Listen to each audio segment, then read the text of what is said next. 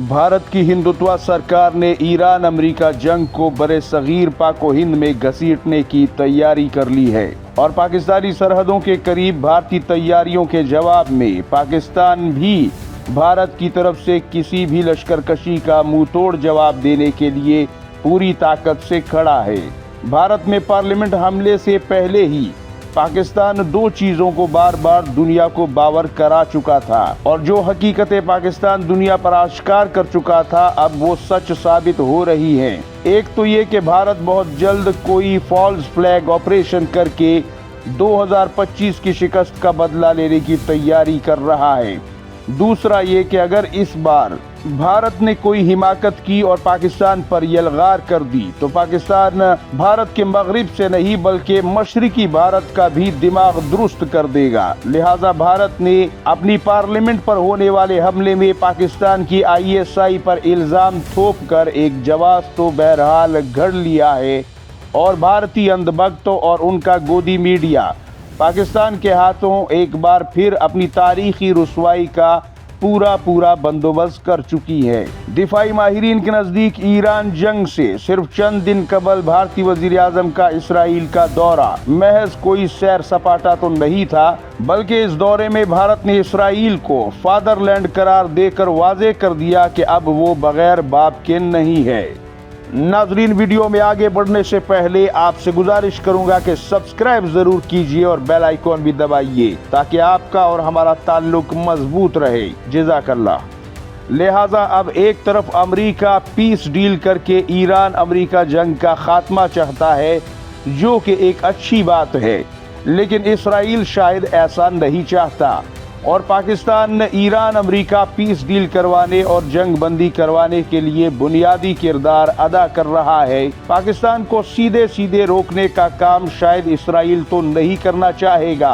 और ना ही वो ये जोखिम उठाने के मूड में नजर आता है, लेकिन मोदी सरकार पाकिस्तान के बगल से इस जंग का खात्मा बिल्कुल नहीं चाहती, क्योंकि भारत चाहता है कि पाकिस्तान ईरान के खिलाफ जंग में चारों नाचार उतरे और यहाँ से भारत के मकरू इरादे समझ में भी आते हैं, क्योंकि पाकिस्तान जो कि सऊदी अरब से मुश्तरका दिफा का माहिदा कर चुका है। भारतीय हिंदुत्व सरकार के मजमूम अज़ाइम ये हैं कि ईरान की तरफ से सऊदी अरब में अमरीकी ठिकानों पर हमलों का सिलसिला तो वैसे भी बदस्तूर जारी है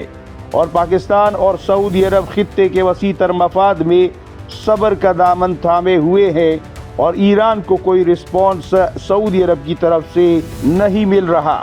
अब ऐसे में अगर ये हमले मुसलसल जारी रहते हैं, सऊदी अरब की इकोनॉमी आबनाए हरमुज़ के बंद होने और उसकी तेल की तनसीबात को लाहक खतरात की वजह से ठप हो जाए या खुदा न खास्ता कोई ऐसा हमला हो जिसमें सऊदी अरब को नाकाबिले तलाफी नुकसान हो या खुदा न खास्ता कोई जानी नुकसान हो जिसका सामना करना पड़े और उसे नज़रअंदाज करना मुमकिन भी ना हो और सऊदी अरब को मजबूर होकर आखिरकार ईरान के खिलाफ कोई ना कोई कदम उठाना पड़ जाए, तो पाक सऊदी माहिदे के तहत लाजमी तौर पर सऊदी शाही महल पाकिस्तानी फ़ौजों को कॉल करेगा और यूं खुदा ना करे पाकिस्तान और सऊदी अरब इस जंग में कूद पड़ेंगे। और भारत की हिंदुत्व सरकार के दिमाग में चलने वाली कहानी कुछ ऐसी ही है, क्योंकि भारत के लिए ऐसी सूरत में एक गोल्डन चांस बन जाएगा। बसूरत दीगर भारतीय सेना भारतीय फौज की इतनी औकात नहीं है कि वो सामने आकर पाकिस्तान का मुकाबला कर सके। पाकिस्तानी फौज जो कि अफगानिस्तान के साथ भी मसरूफ है, वही फौज अगर ईरान और सऊदी अरब के दरमियान भी मसरूफ हो जाए और पाकिस्तान में खुदा न ख्वास्ता शिया सुन्नी तफरीक भी पैदा हो जाए,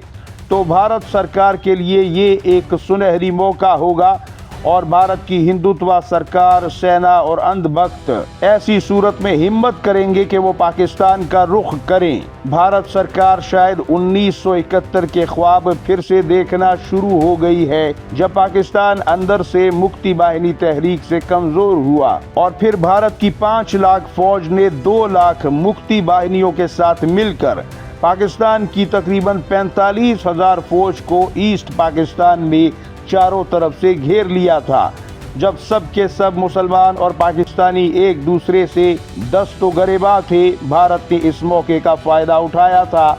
मुल्क में अफरा तफरी थी और कस्टम, पुलिस और दीगर सरकारी मुलाजिम जिनका ताल्लुक इस मौजूदा पाकिस्तान से था, उन्हें कैद करके दुनिया को ये बताया गया कि साहब 90,000 फौजी कैदी बने हैं, जो कि बाद में खुद भारत के अंदर से ही ये राज फाश हुआ और इस झूठ को बेनकाब किया गया। खुद शर्मिला घोष जैसे लोगों ने सच उगल दिया कि जनाब 45,000 फौजी तो कुल मिलाकर बांग्लादेश के यानी ईस्ट पाकिस्तान के अंदर थे, जिनमें से 10,000 शहीद हुए और 10,000 फौजी पाकिस्तान ने भेजे थे जो कि बर्मा के रास्ते पहुंचने थे, लेकिन वो कभी पहुंच ही नहीं पाए। 2 महीने की मुसाफत के बाद भी नहीं पहुंच पाए। लिहाजा कैदियों में सिर्फ 32,000 फौजी ही थे, जबकि बाकी मुलाजमीन थे और दीगर इदारों के सर्विसमैन थे जिनके पास हथियार नहीं थे, और दीगर इदारों के एहलकार थे जिनके पास हथियार ही नहीं थे,